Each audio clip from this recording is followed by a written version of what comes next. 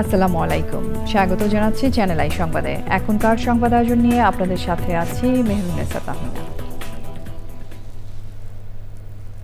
বিস্তারিত সংবাদের শুরুতে জানিয়ে দিচ্ছি ফ্রেশ আটা, ময়দা, সুজি সংবাদ শিরোনামগুলো।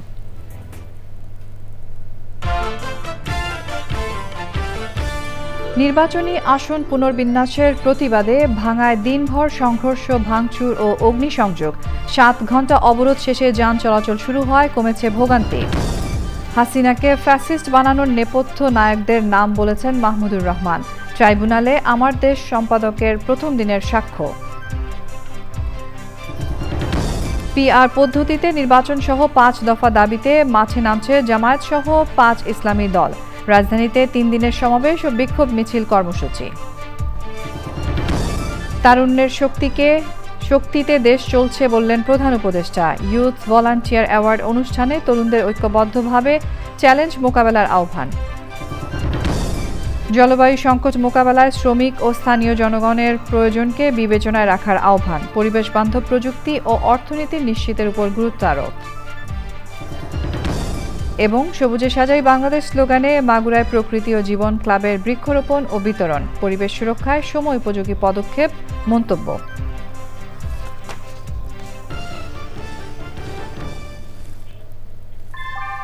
ভূমিকম্প সহনীয় মোস্ট ডিউরেবল দেশের প্রথম থার্মেক্স রড সালাম স্টিল। সালাম স্টিল বোঝে ডিউরেবিলিটি। সালাম স্টিল, মোস্ট ডিউরেবল স্টিল। সংবাদ শিরোনামগুলো জানাচ্ছিলাম। এখনকার এই সংবাদ আয়োজন একই সঙ্গে চ্যানেল আই এর ইউটিউব চ্যানেলে এবং চ্যানেল আই এর ওটিটি প্ল্যাটফর্ম আই স্ক্রিনে লাইভ স্ট্রিম হচ্ছে। এবার যাচ্ছে বিস্তারিত প্রসঙ্গে। নির্বাচনী আসন পুনর্বিন্যাসকে কেন্দ্র করে সংঘর্ষে দিনভর উত্তপ্ত ছিল ফরিদপুরের ভাঙা। উপজেলার বিভিন্ন দপ্তর, স্থানীয় নির্বাচন কমিশন কার্যালয় ও থানায় ভাঙচুর, অগ্নিসংযোগ করেছেন স্থানীয় বিক্ষোভকারীরা। এই ঘটনায় সাংবাদিক, পুলিশ ও স্থানীয়দের বেশ কয়েকজন আহত হয়েছেন। 7 ঘণ্টা অবরোধ শেষে যান চলাচল শুরু হয়, সড়কে যাত্রীদের ভোগান্তি কমেছে। রিয়াজ ইসলামের রিপোর্ট।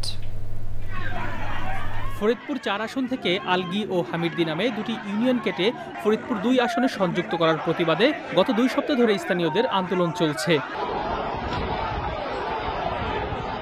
সোমবার পূর্বঘোষিত অবরোধ কর্মসূচি ঘিরে সকাল থেকে সড়ক মহাসড়কে অবস্থান নেয় হাজারো জনতা। এ সময় দুটি মহাসড়কের উপর বিদ্যুতের খুঁটি ফেলে যান চলাচল বন্ধ করে দেওয়া হয়।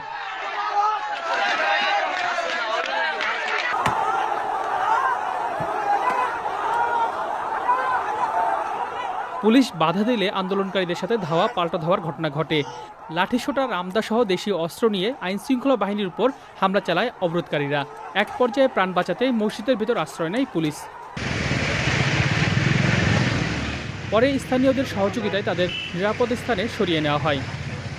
ভাঙা গোলচত্বর দখলে নিয়ে উপজেলা পরিষদ, থানা ও অফিসার্স ক্লাবে অগ্নিসংযোগ ও ভাঙচুর করে স্থানীয়রা। এদিকে বাগেরহাটে বিলুপ্ত সংসদীয় আসন পুনর্বহালের দাবিতে সকাল সন্ধ্যা হরতাল ও অবরোধ কর্মসূচি পালন করেছে স্থানীয়রা। ফরিদপুরের ভাঙা ও বাগেরহাটের আসন পুনর্বিন্যাসের দাবিতে গত 5 দিনে 3 দফা অবরোধ করে স্থানীয়রা। রিয়াজ ইসলাম, চ্যানেল আই। জুলাই আগস্টের গণ অভ্যুত্থানের সময় মানবতাবিরোধী অপরাধের মামলায় আন্তর্জাতিক অপরাধ ট্রাইব্যুনালে সাক্ষ্য দিয়েছেন আমার দেশ সম্পাদক মাহমুদুর রহমান। আদালতে তিনি বলেছেন, ফ্যাসিস্ট শেখ হাসিনা 2008 সালে ক্ষমতায় আসেন তখনকার সেনাপ্রধান ও ডিজিএফআই এর প্রত্যক্ষ সহযোগিতায়। বলেন, ক্ষমতা পাকাপোক্ত করতে প্রথমে বিডিআর হত্যাকাণ্ডের মাধ্যমে সেনাবাহিনীকে দুর্বল করা এবং পরে বিচার বিভাগকে নিয়ন্ত্রণে নেয়ার পাশাপাশি রাজনৈতিক প্রতিপক্ষকে হিংসাত্মকভাবে দমন করা হয়। পরাগ আজমের রিপোর্ট। শেখ হাসিনা সহ 3 জনের বিরুদ্ধে মানবতাবিরোধী অপরাধের মামলায় সাক্ষ্য দিতে সকালে আন্তর্জাতিক অপরাধ ট্রাইব্যুনালে হাজির হন আমার দেশ পত্রিকার সম্পাদক মাহমুদুর রহমান। ন্যায় বিচার নিশ্চিত করতে নাগরিক দায়িত্ব হিসেবে বিচার বিভাগকে সহায়তা করতেই সাক্ষ্য দিতে এসেছেন বলে জানান তিনি। সাক্ষ্যের শুরুতে শেখ হাসিনার ক্ষমতায় আসার পটভূমি বর্ণনা করেন মাহমুদুর রহমান। এরপর শেখ হাসিনা কিভাবে একপেশে নির্বাচন ও মানবতাবিরোধী অপরাধের দিকে ধাবিত হয়েছেন সে সম্পর্কে আলোকপাত করেন। আমি একটা ইতিহাস রেখে যেতে চাই ভবিষ্যৎ প্রজন্মের জন্য, যাতে তারা এই 18 বছরের ফ্যাসিস্ট কবলিত বাংলাদেশ কি ছিল সেটা যেন তারা জানতে পারে। বাংলাদেশের একটা নিকৃষ্টতম ফ্যাসিস্ট সরকারের বিচার হচ্ছে, ফ্যাসিস্ট শাসকের বিচার হচ্ছে। এই বিচারে নাগরিকের দায়িত্বটা আমি যেন পালন করতে পারি। ন্যায় বিচার হওয়া দরকার। আমরা যেন আবার ন্যায় বিচারের নামে ফাঁসি চাই স্লোগান শুরু না করি। এই ফাঁসি চাই স্লোগানের মাধ্যমে বাংলাদেশে ফ্যাসিবাদের প্রতিষ্ঠা পেয়েছিল, আমরা যেন ওই ভুল না করি। শেখ হাসিনার শাসনামলের সাবেক প্রধান বিচারপতি, সাবেক আইজিপি ও সাবেক সেনাপ্রধানদের ফ্যাসিস্টের সহযোগী বলে আদালতে তাদের নাম সহ উল্লেখ করেন মাহমুদুর রহমান। সাবেক দিন প্রধান যিনি সেনাপ্রধান ছিলেন, তারা তো এরকম ভুয়া একতরফা নির্বাচন মেনে নিয়েছেন। শুধু মেনে নেন নাই, তারা ফ্যাসিলিটেট করেছেন। এমন তো না যে ওই নির্বাচনে সেনাবাহিনী অংশগ্রহণ করে নাই। নির্বাচনে তো সেনাবাহিনী অংশগ্রহণ করেছিল, 2014-তে করেছে, 18-তে করেছে, 24-এ করেছে। তো যদি সেনাবাহিনী অংশগ্রহণ করে থাকে নির্বাচনে, তাহলে তার দায় তো তাকে নিতে হবে। আমি তাদেরকে কিন্তু আমি বলেছি তাদের নৈতিক দায় নিতে হবে। মাহমুদুর রহমানের সাক্ষ্য মামলার বিচারে ইতিবাচক ভূমিকা রাখবে বলে জানায় প্রসিকিউশন। তিনি 46তম সাক্ষী। তার সাক্ষ্য গ্রহণ শেষ হওয়ার পরে আমরা আশা করছি আর 2-1 সাক্ষ্য প্রদান করার মাধ্যমে এই মামলার সাক্ষ্য গ্রহণ সমাপ্ত হবে এবং সাক্ষ্য গ্রহণ সমাপ্ত হলে বিচারের যে নিয়মতান্ত্রিক যে প্রক্রিয়া আছে সেই প্রক্রিয়ায় বিচারটি সমাপ্তির দিকে ধাবিত হবে। মঙ্গলবার মাহমুদুর রহমানের অসমাপ্ত সাক্ষ্য শেষ হওয়ার পর তাকে জেরা করবেন আসামি পক্ষের আইনজীবীরা। পরাগ আজিম, চ্যানেল আই, ঢাকা। জুলাই সনদের ভিত্তিতে জাতীয় নির্বাচন, জাতীয় পার্টি সহ 14 দল নিষিদ্ধ ও পিআর পদ্ধতিতে নির্বাচন সহ 5 দফা দাবিতে মাঠে নামছে জামায়াতে ইসলামী, ইসলামী আন্দোলন সহ 5 ইসলামী দল। আগামী 18 সেপ্টেম্বর রাজধানীতে সমাবেশ ও বিক্ষোভ মিছিল, 19 সেপ্টেম্বর বিভাগীয় শহরে বিক্ষোভ মিছিল সহ 3 দিনের কর্মসূচি দিয়েছে দলগুলো। তাফহিমুল ইসলামের রিপোর্টে বিস্তারিত। 5 দফা দাবিতে কর্মসূচি ঘোষণা নিয়ে জামায়াতে ইসলামীর সংবাদ সম্মেলন। সংবাদ সম্মেলনে জামায়াতের নায়েবে আমির ডাক্তার সৈয়দ আব্দুল্লাহ মোহাম্মদ তাহের বলেন, সরকারের পক্ষে এসব দাবি বাস্তবায়নের উদ্যোগ না নেওয়ায় রাজপথের কর্মসূচি দিচ্ছেন তারা। আমরা তো নির্বাচনে অংশগ্রহণ করব না, এটা কখনো বলি নাই। আমরা বলছি এই দাবিগুলো যেগুলোর ব্যাপারে আমরা ঐকমত্য পোষণ করেছি, সেই দাবিগুলো আইনগত ভিত্তির মাধ্যমে নির্বাচনের আগেই বাস্তবায়নযোগ্য করতে হবে। এটা হচ্ছে আমাদের দাবি। আমরা আশা করি এই দাবি পূরণ হবে এবং সকলেই মিলে এই ফেব্রুয়ারিতে আমরা একটা ভালো নির্বাচন করতে পারব। অভিন্ন দাবিতে পল্টনের কেন্দ্রীয় কার্যালয়ে সংবাদ সম্মেলন করে ইসলামী আন্দোলন বাংলাদেশ। জামাতের সাথে মিল রেখে 3 দিনের কর্মসূচি ঘোষণা দেয় দলটি। 18 সেপ্টেম্বর ঢাকায় সমাবেশ ও বিক্ষোভ মিছিল, 19 সেপ্টেম্বর বিভাগীয় শহরে বিক্ষোভ, 26 সেপ্টেম্বর সারা দেশে জেলা উপজেলায় বিক্ষোভ মিছিল। দাবি আদায় না হওয়া পর্যন্ত আমরা ধারাবাহিক কর্মসূচি পালন করব এবং ক্রমান্বয়ে কর্মসূচি কঠোর থেকে কঠোরতর হবে। জামাত ও ইসলামী আন্দোলন 2 কক্ষে পিআর চাইলেও খেলাফত মজলিস শুধু উচ্চ কক্ষে পিআর দাবি করে একই কর্মসূচিতে সংবাদ সম্মেলন করে। উচ্চ কক্ষে পিআর চাই, বেশিরভাগ দল উচ্চ কক্ষে পিআর চায়। এটা নিয়ে কোনো বিরোধ করার মানে আনফর্চুনেটলি কেউ বিরোধিতা করা এটা আনফর্চুনেট হয়ে যাবে মনে করি আর কি।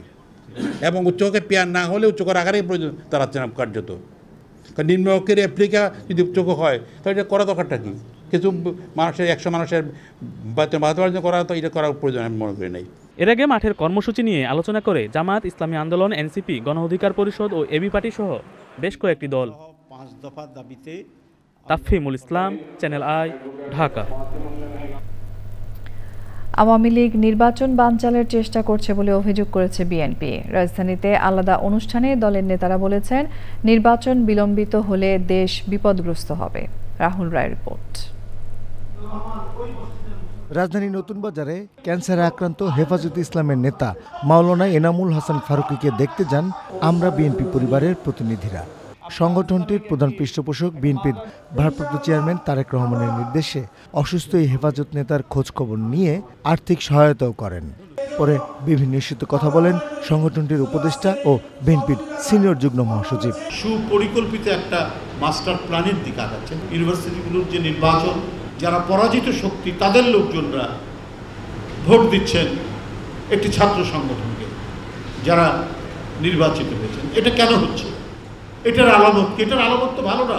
আরেকজনকে ফাঁদের মধ্যে ফেলে আমি রাজনৈতিক গেইন নিব, এইটা করতে গেলে করে অন্যের জন্য ফাঁদ পাততে গেলে নিজে সে ফাঁদের মধ্যে পড়তে হয়, এটাও মাথার মধ্যে মনে রাখতে হবে। রাজধানীর দক্ষিণখানে প্রতিবন্ধীদের নিয়ে এক কর্মশালায় যোগ দেন বিএনপির স্থায়ী কমিটির সদস্য আমির খসরু মাহমুদ চৌধুরী।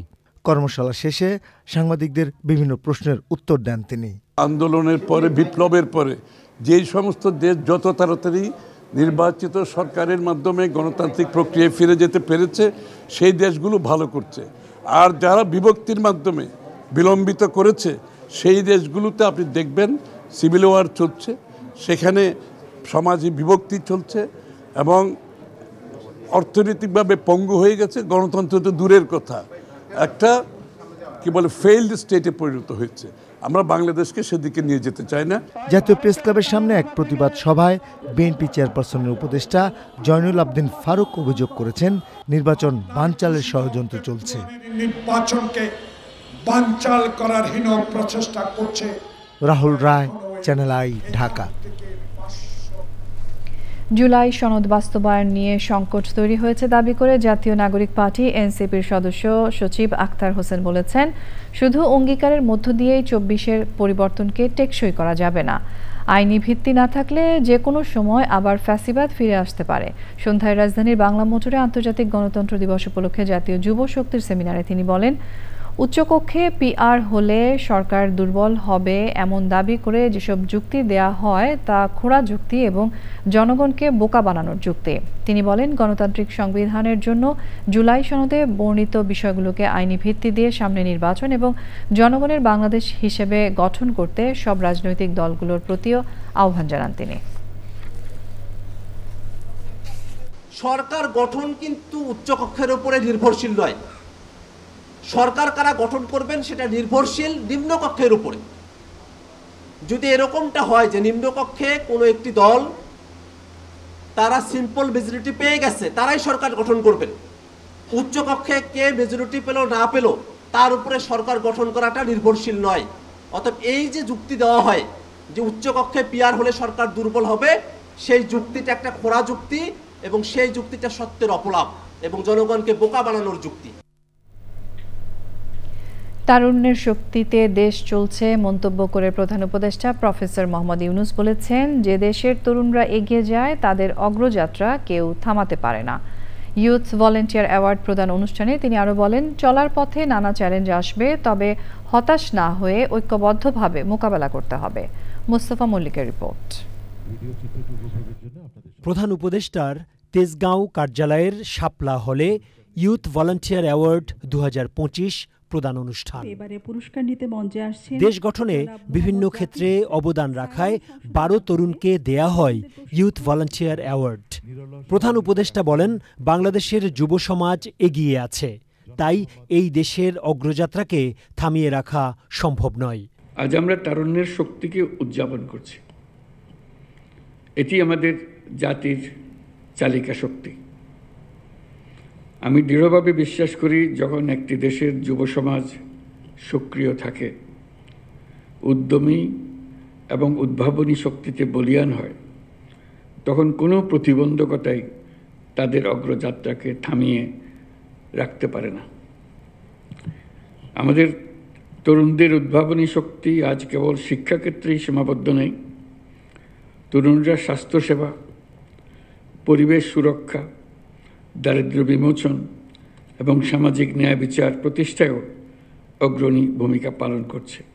নানা খাতে চ্যালেঞ্জ আসা স্বাভাবিক, তাই সব ক্ষেত্রে নিজস্ব শক্তি দিয়ে মোকাবেলার আহ্বান জানান প্রধান উপদেষ্টা।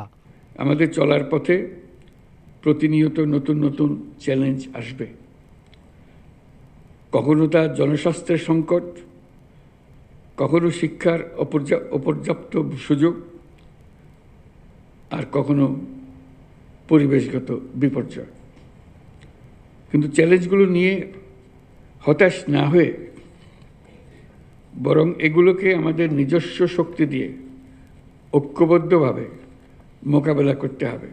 অন্তর্বর্তী সরকারের প্রধান আরও বলেন, স্বেচ্ছাসেবা কেবল আর্তমানবতার কল্যাণেই সীমাবদ্ধ নয়, এটি আত্মোন্নয়ন, চরিত্র গঠন এবং নেতৃত্বের গুণাবলীর বিকাশের এক আদর্শ মাধ্যম। Mostafa Mallick, channel I, Dhaka. প্রধান উপদেষ্টা অধ্যাপক মোহাম্মদ ইউনূস বলেছেন, বাংলাদেশ যুক্তরাষ্ট্রের সঙ্গে দ্বিপাক্ষিক সম্পর্ক, বিশেষ করে বাণিজ্য, বিনিয়োগ, জ্বালানি ও উন্নয়ন সহযোগিতার ক্ষেত্রে আরও গভীর করতে দৃঢ়ভাবে অঙ্গীকারবদ্ধ। যুক্তরাষ্ট্রের সহকারী বাণিজ্য প্রতিনিধি ব্রেন্ডন লিন্ডসের সঙ্গে এক বৈঠকে তিনি এমন মন্তব্য করেন। তেজগাঁওয়ে প্রধান উপদেষ্টার কার্যালয়ে এই বৈঠক অনুষ্ঠিত হয়। প্রধান উপদেষ্টা উল্লেখ করেন, যুক্তরাষ্ট্রের বাণিজ্য প্রতিনিধি দপ্তর USTR এর সাম্প্রতিক সিদ্ধান্ত বাংলাদেশি রপ্তানির উপর শুল্ক হার 35% থেকে কমিয়ে 20% আনা দ্বিপাক্ষিক বাণিজ্য সম্পর্কের ক্ষেত্রে একটি গুরুত্বপূর্ণ মাইল ফলক। বৈঠকে উভয় পক্ষের মধ্যে বাণিজ্য ঘাটতি কমানোর কৌশল, যুক্তরাষ্ট্র থেকে তুলা ও সয়াবিন সহ কৃষি পণ্য আমদানি বৃদ্ধি, জ্বালানি সহযোগিতা জোরদার, যুক্তরাষ্ট্র থেকে LPG আমদানি, বেসামরিক বিমান কেনা, মাদক নিয়ন্ত্রণ কার্যক্রম এবং রোহিঙ্গাদের চলমান মানবিক সংকট নিয়ে আলোচনা হয়। অধ্যাপক ইউনুস বলেন, বাংলাদেশ যুক্তরাষ্ট্র থেকে আরও বেশি পণ্য আমদানি করতে প্রস্তুত। আসন্ন দুর্গাপূজার প্রস্তুতি নিয়ে প্রধান উপদেষ্টা ডক্টর মোহাম্মদ ইউনূসের সাথে সনাতন ধর্মাবলম্বী নেতারা বৈঠক করেছেন। রাষ্ট্রীয় অতিথি ভবন যমুনায় প্রধান উপদেষ্টার সাথে সাক্ষাৎ করেন বিভিন্ন সংগঠনের নেতারা। তারা প্রধান উপদেষ্টাকে বিভিন্ন পূজা মণ্ডপ পরিদর্শনের আমন্ত্রণ জানিয়েছেন। বৈঠকে প্রধান উপদেষ্টা দুর্গাপূজার প্রস্তুতি ও সার্বিক অবস্থা সম্পর্কে জানতে চাইলে নেতারা বলেন, গত বছরের তুলনায় এবছর 1000-এর বেশি পূজা মণ্ডপ বেড়েছে। সারা দেশে মণ্ডপ প্রস্তুতের কাজ পুরোদমে এগিয়ে চলছে। প্রধান উপদেষ্টা সবাইকে ধন্যবাদ ও অগ্রিম শুভেচ্ছা জানান এবং দুর্গাপূজা ঘিরে যাতে কোনো ধরনের ষড়যন্ত্রের সুযোগ তৈরি না হয় সেজন্য সকলকে সজাগ থাকার আহ্বান জানান। এই সময় ধর্ম উপদেষ্টা ডক্টর আফম খালিদ হোসেন ও অন্যরা উপস্থিত ছিলেন। নারায়ণগঞ্জ শহরের বাবুরাইল বউবাজার এলাকায় একটি ফ্ল্যাট থেকে স্বামী, স্ত্রী ও 4 বছরের সন্তানের মরদেহ উদ্ধার করেছে পুলিশ। দরজা ভেঙে ভেতরে ঢুকে মরদেহ উদ্ধার করা হয়। এই বিষয়ে নারায়ণগঞ্জে অতিরিক্ত পুলিশ সুপার মেহেদী হাসান বিস্তারিত জানিয়েছেন।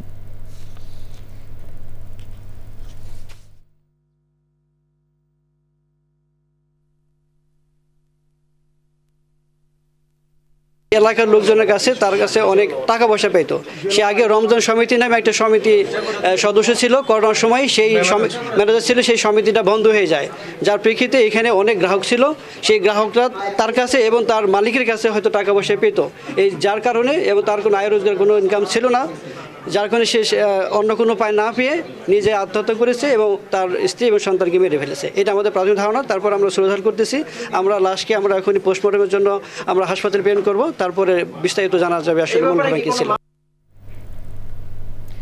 ডাকসু ও জাকসুতে ভরাডুবির পর রাকসু নিয়ে নানা সমীকরণ ও উদ্বেগের মধ্যে আছে জাতীয়তাবাদী ছাত্র দল। আগামী 25শে সেপ্টেম্বর হতে যাওয়া রাজশাহী বিশ্ববিদ্যালয় কেন্দ্রীয় ছাত্র সংসদ রাকসু নির্বাচন অবাধ ও সুষ্ঠু হবে কিনা এ নিয়ে উদ্বিগ্ন রাকসুর ছাত্রদল সমর্থিত প্রার্থীরা। শিক্ষার্থীদের নানাভাবে প্রভাবিত করা সহ ছাত্র শিবির সমর্থিত প্রার্থীরা আচরণবিধি লঙ্ঘন করছে বলেও অভিযোগ তাদের। রাজশাহী থেকে আবু সালে মোহাম্মদ ফাত্তার পাঠানো তথ্য ভিডিওচিত্রে মির্জা ইমতিয়াজের রিপোর্ট।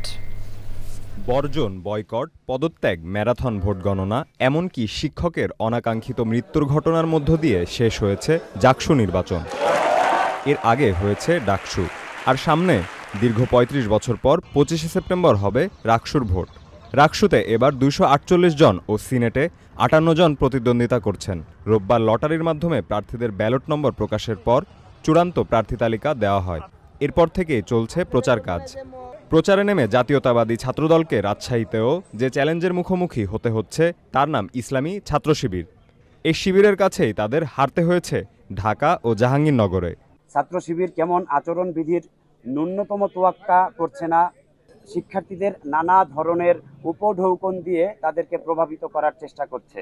আমরা আমাদের জায়গা থেকে বহুবার অভিযোগ করেছি, তারা কোনো ব্যবস্থা গ্রহণ করেননি। নানা শঙ্কা থাকলেও ছাত্রদল প্রার্থীরা আশা করতে চান নির্বাচন কমিশন রাকসু নির্বাচনকে বিতর্কিত হতে দেবেন না। শিক্ষার্থীরা যদি মনে করে যে আমাদের যে ইশতিহার তাদের সাথে সামঞ্জস্যপূর্ণ, শিক্ষার্থীদের অধিকার আদায়ের অন্যতম শ্রেষ্ঠ প্ল্যাটফর্ম যেন আমাদের যে প্যানেল, সেই প্যানেল হোক, সেটা আমরা প্রত্যাশা করি এবং শিক্ষার্থীদের সাথে নিয়ে আমরা আগামীতে রাকসু গড়ব ইনশাআল্লাহ। আশা করছি যে অবাধ, সুষ্ঠু এবং গ্রহণযোগ্য নির্বাচন এই কমিশন উপহার দেবে। যদিও এই কমিশন নিয়ে বিতর্কিত কিছু ব্যাপার আছে, তবুও তাদের প্রতি আমরা আশা রাখছি। আস্থা রাখতে পারছি না, তবে আশা রাখছি।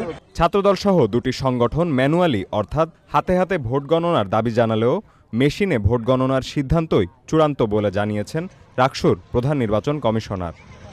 Mirza Imtiaz, channel I. Paris চুক্তি অনুযায়ী জলবায়ু সংকট মোকাবেলায় শ্রমিক ও স্থানীয় জনগণের প্রয়োজনকে বিবেচনা করতে হবে বলেছেন প্রকৃতি বন্ধু বীর মুক্তিযোদ্ধা মুকিত মজুমদার বাবু।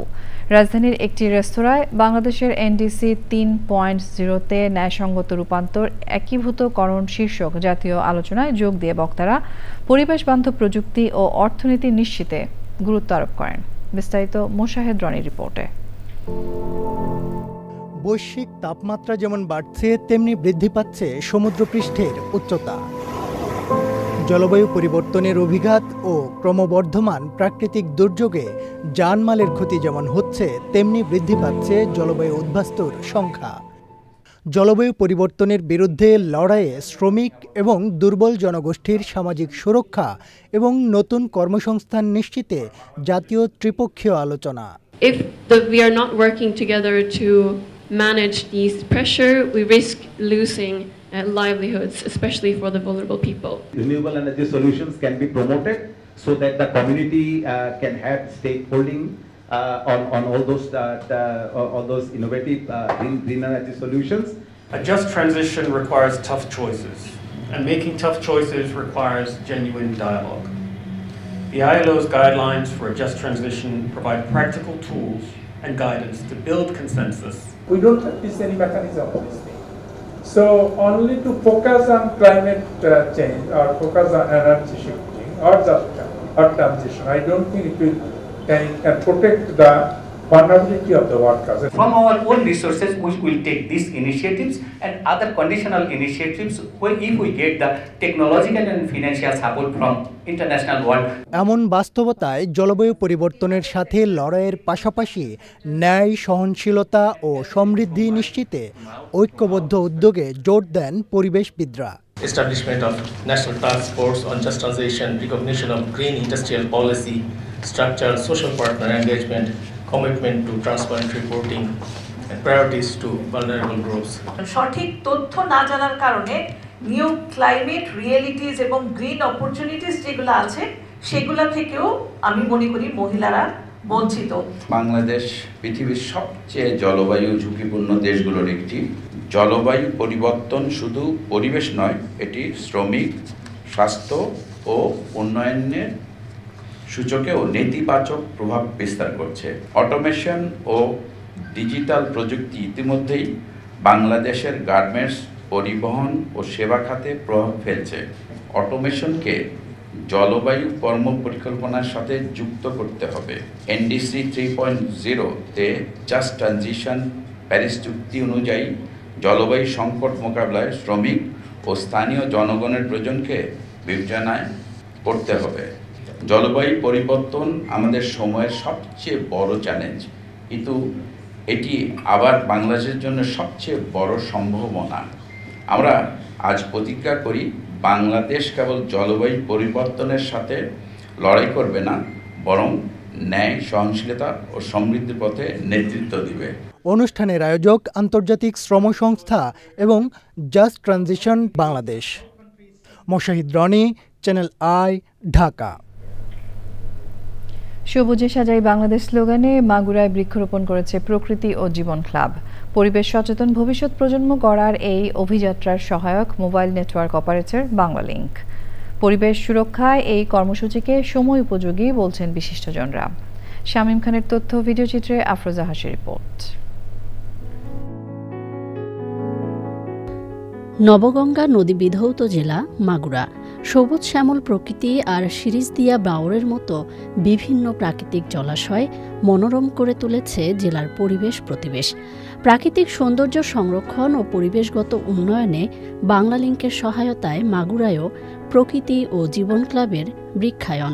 একটি গাছ যে পরিমাণ কার্বন শুষে নেয় তা যদি আমি তুলনা করি একটি গাড়ির সাথে, একটি গাড়ি যখন 15,000 কিলোমিটার চলে তার থেকে যে ধরনের কার্বন নিঃসরণ হয় সেই কার্বনকে একটি গাছ শুষে নিচ্ছে এক বছরে। এই অক্সিজেন তৈরি করা এবং কার্বনকে শুষে নেওয়া, এটা বিশাল একটা ভূমিকা এই গাছ সারা বছর ধরে করছে আমাদের চোখের আড়ালে।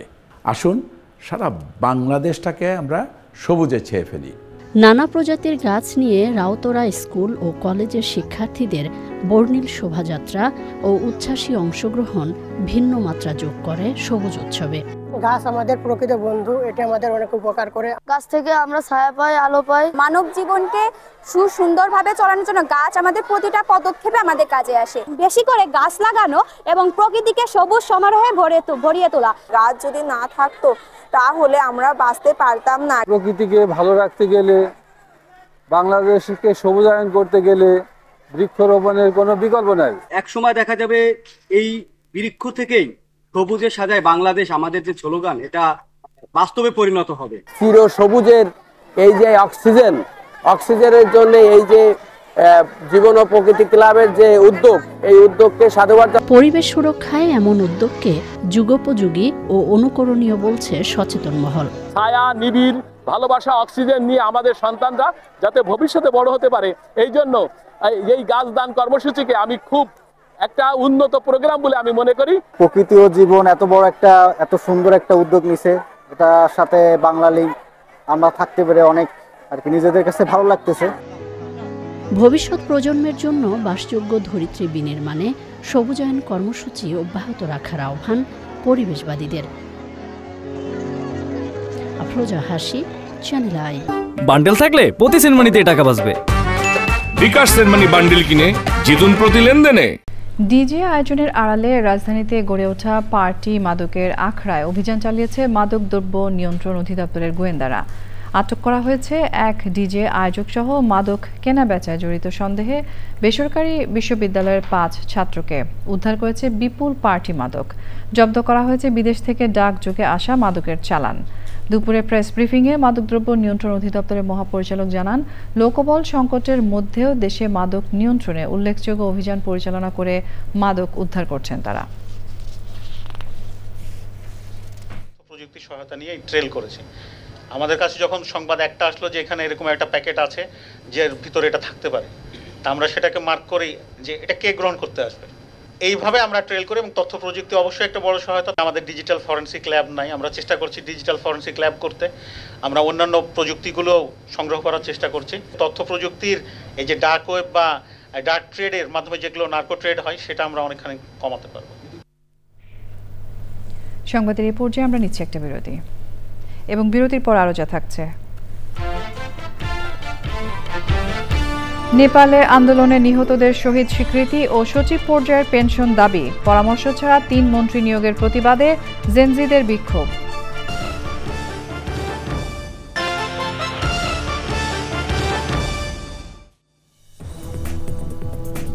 স্বাগত জানাচ্ছি আরও একবার চ্যানেল আই সংবাদে।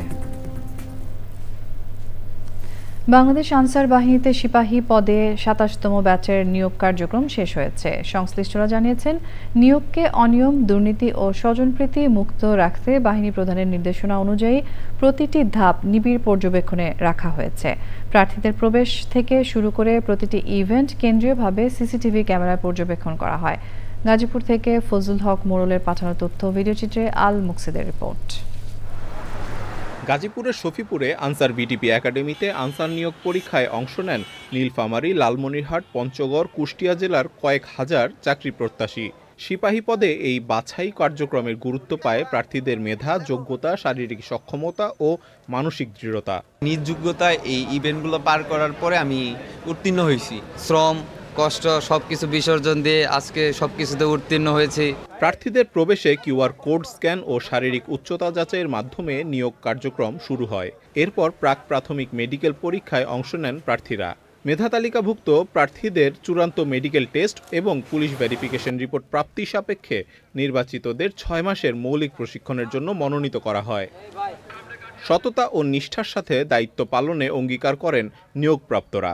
শিক্ষাগত যোগ্যতা, শারীরিক যোগ্যতা এবং মেধাগত যোগ্যতার ভিত্তিতে ওনারা আমাকে নিয়োগ প্রদান করেন। আমি আমার নিজের মেধা এবং নিজের যোগ্যতা চাকরি পেয়েছি, আমার এই হিসেবে অনেক আনন্দ লাগতেছে। কোনো প্রকার ঘুষ ছাড়া চাকরি পাওয়ায় সন্তোষ প্রকাশ করেন তরুণদের স্বজনরা। আমার ভাতিজার আনসার একাডেমিতে চাকরি হতে আমি খুব খুশি। তার বাবা মারা গেছে, আর বাবার দায়িত্ব আমি পালন করতেছি। আমার ছেলের চাকরি হয়েছে, আমি অনেক খুশি। ধন্যবাদ জানাই এই আনসার ব্যাটালিয়নের মহাপরিচালক স্যারকে। স্বচ্ছতার সাথে নিয়োগ প্রক্রিয়ার প্রতিটি ধাপ পর্যবেক্ষণ করা হচ্ছে বলে জানিয়েছে আনসার ও ভিডিপির উপমহাপরিচালক। বর্তমান মহাপরিচালকের নির্দেশনায় আমরা পুরো পদ্ধতিটার মধ্যে কিছু পরিবর্তন এনেছি, যাতে করে শারীরিক সক্ষমতা যাচাইয়ের যে মানদণ্ডগুলো এটাকে আমরা সঠিকভাবে পরিচালিত করে যোগ্য ব্যক্তিকে আমরা তুলে নিয়ে আসতে পারি। নতুন নিয়োগ পাওয়া সিপাহীরা সততা ও নিষ্ঠার সাথে দায়িত্ব পালন করবে বলে আশা করছেন বাহিনীর শীর্ষ কর্মকর্তারা। আল মুকসিদ, চ্যানেল আই। এবারে রয়েছে নিটোল টাটা আন্তর্জাতিক সংবাদ।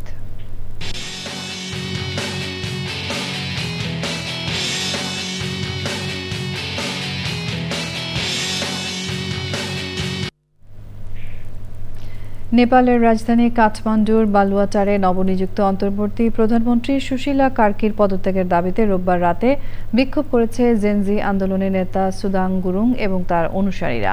আন্দোলনকারীরা অভিযোগ করেন নতুন ৩ মন্ত্রী নিয়োগের আগে তাদের সঙ্গে কোনো পরামর্শ করা হয়নি।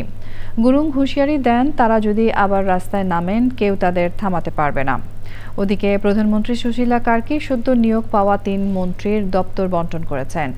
আইনজীবী ওম প্রকাশ আরজালকে স্বরাষ্ট্র ও আইন মন্ত্রণালয়ের দায়িত্ব, রমেশ্বর খনালকে অর্থমন্ত্রী ও কুলমান ঘিসিংকে জ্বালানি মন্ত্রীর দায়িত্ব দিয়েছেন।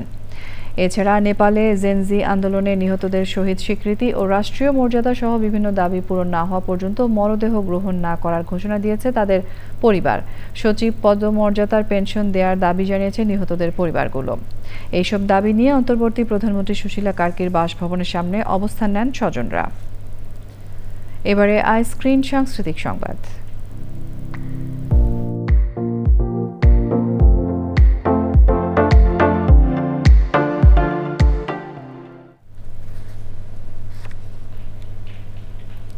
দেশের জনপ্রিয় ব্যান্ড দল ওয়ারফেজ ৪১ বছরে পা দিয়েছে। সুরের মূর্ছনা আর মেটালিক গিটারের ঝংকারে কানাডার এডমন্টন মাতিয়ে জন্মদিন উদযাপন করেছে ওয়ারফেজ।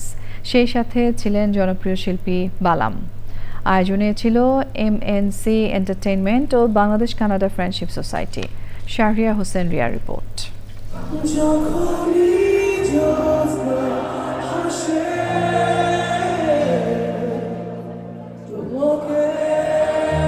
পরন্ত রূপকথা, অবাক ভালোবাসা, তোমাকে প্রতীক্ষা, এভাবেই একের পর এক গান গেয়ে প্রবাসী বাংলাদেশির ভক্তদের হৃদয় নাড়িয়ে গেলেন ওয়ারফেজ। বিদেশ বিভুঁয়ে আসা ব্যস্ততম মানুষগুলো সব ব্যস্ততা সরিয়ে কিছু সময়ের জন্য হারিয়ে গেছেন সুরের জগতে।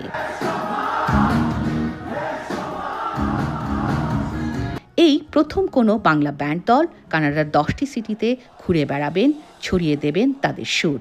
কমিউনিটি আছে, তাদের মাঝে আমরা আমাদের 40 বছর সেলিব্রেট করব। আমরা আমাদের বক্তব্যগুলো সারা পৃথিবীতে ছড়িয়ে দিচ্ছি আর কি, যেখানে যেখানে বাঙালিরা আছে। আমরা তো চিরকাল মিউজিক করব না, they will have to carry that torch. তাদের সাথে একাত্মতা ঘোষণা করেছেন বালামও। একের পর এক জনপ্রিয় গান গেয়েছেন তিনি। ইউনিয়ন হলে দর্শকদের উপস্থিতিতে ভীষণ খুশি আয়োজকরা। এই প্রথম বাংলাদেশি কোনো আর্টিস্ট বা ব্যান্ড এত বড় একটা ট্যুর করছে 10টা সিটিতে, east coast to west coast, almost every city in Canada. আমরা চেষ্টা করব ভবিষ্যতেও ভাইয়াদের আনতে। গানে গানে স্মরণ করেছেন সদ্য প্রয়াত কিংবদন্তি শিল্পী ফরিদা পারভিনকে। এই উৎসবের শহরে নতুন যোগ হয়েছে ওয়ারফেজ ও বালাম। ব্যান্ড সঙ্গীতে আরও যাত্রা দীর্ঘতর হোক, এমনই প্রত্যাশা করছেন ভক্তরা। কানাডার এডমন্টন থেকে শাহরিয়া হোসেন রিয়া, চ্যানেল আই। এবারে রয়েছে কৃষি সংবাদ।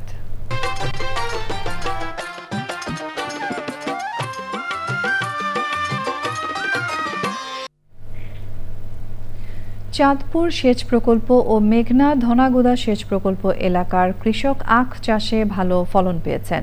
পলি ও দোআঁশ মাটি হওয়ায় এই অঞ্চলের জমি আখ চাষের জন্য উপযোগী। সংশ্লিষ্টরা বলছেন, বিভিন্ন জাতের আখের চাষ করে ভালো দাম পাওয়ায় আখ চাষে আরও বেশি আগ্রহী হচ্ছেন কৃষক।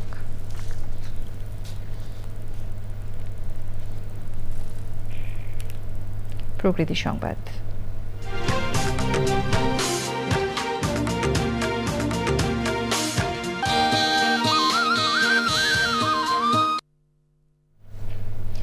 আইনে হাওর পাড়ের কথা বলা হলেও বিশ্ববিদ্যালয় ক্যাম্পাসের জন্য নির্ধারিত নির্ধারণ করা হয়েছে গভীর হাওর অঞ্চল।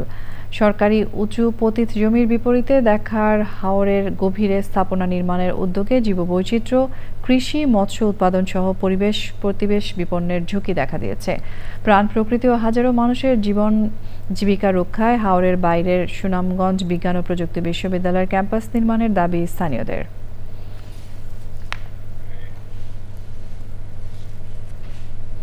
এবারে রয়েছে ঢাকা ব্যাংক পিএলসি বাণিজ্য সংবাদ।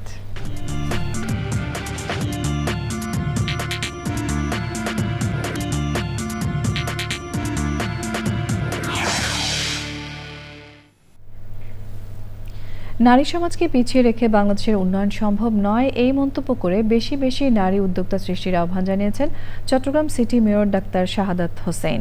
নগরীর কাজীর দেউরিতে মিয়া ট্রেড ইন্টারন্যাশনাল আয়োজিত 18 দিনের এশিয়া আন্তর্জাতিক বাণিজ্য মেলার উদ্বোধন অনুষ্ঠানে তিনি এসব কথা বলেন।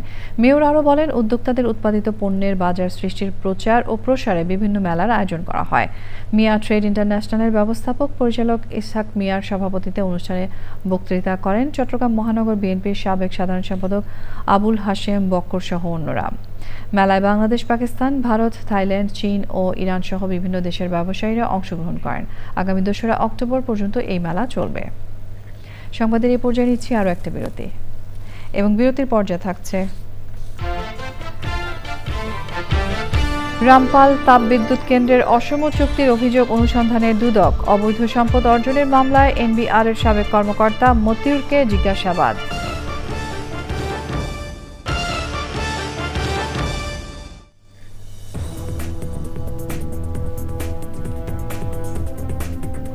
স্বাগত জানাচ্ছি আরও একবার চ্যানেল আই সংবাদে।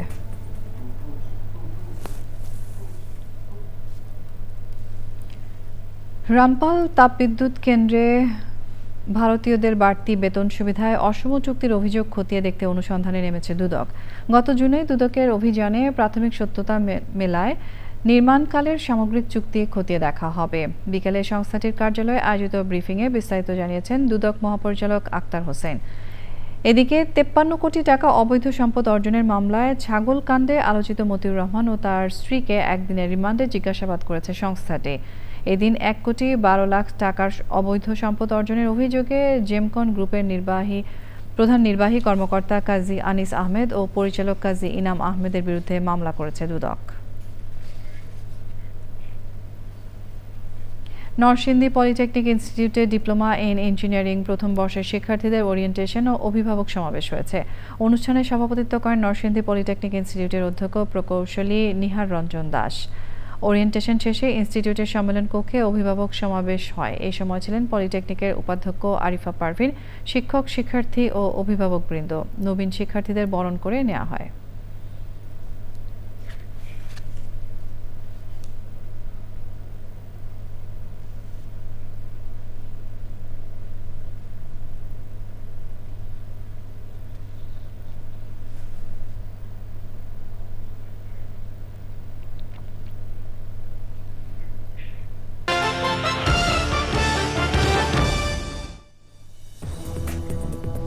স্বাগত জানাচ্ছি আরও একবার চ্যানেল আই সংবাদে।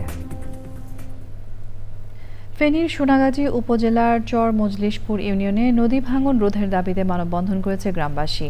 ফেনী পানি উন্নয়ন বোর্ড ভবনের সামনে বদরপুর গ্রামের স্থানীয়রা কর্মসূচিতে অংশ নেন। আয়োজনে বক্তারা জানান, ভাঙনের কারণে ইতোমধ্যে বিলীন হয়েছে 41,000 হেক্টর জমি। এই পরিস্থিতিতে দ্রুত ব্যবস্থা নেওয়ার আহ্বান জানান তারা।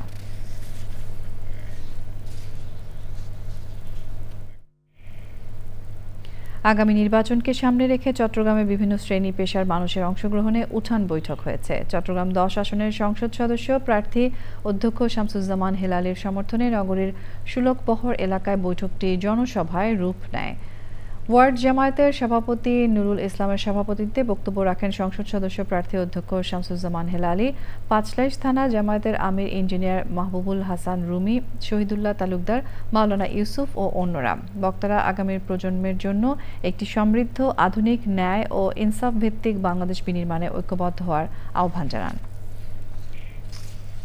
সংবাদের শেষ ভাগে ফ্রেশ আটা, ময়দা, সুজি সংবাদ শিরোনামগুলো জানিয়ে দিচ্ছি আরও একবার।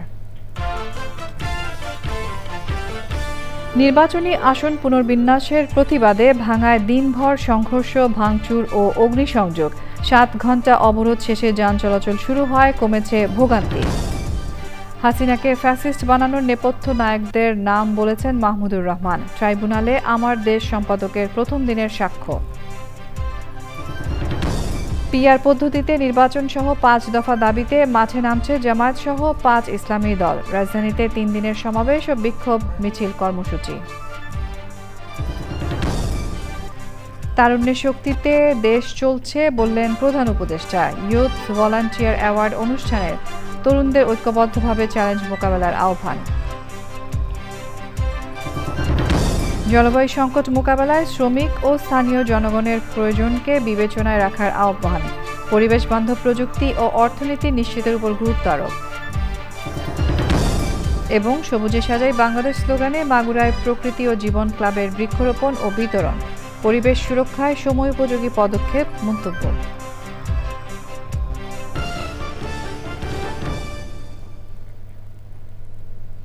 প্রিয় দর্শক, এর সঙ্গে শেষ করছি এখনকার সংবাদ আয়োজন। ধন্যবাদ এতক্ষণ সঙ্গে থাকার জন্য।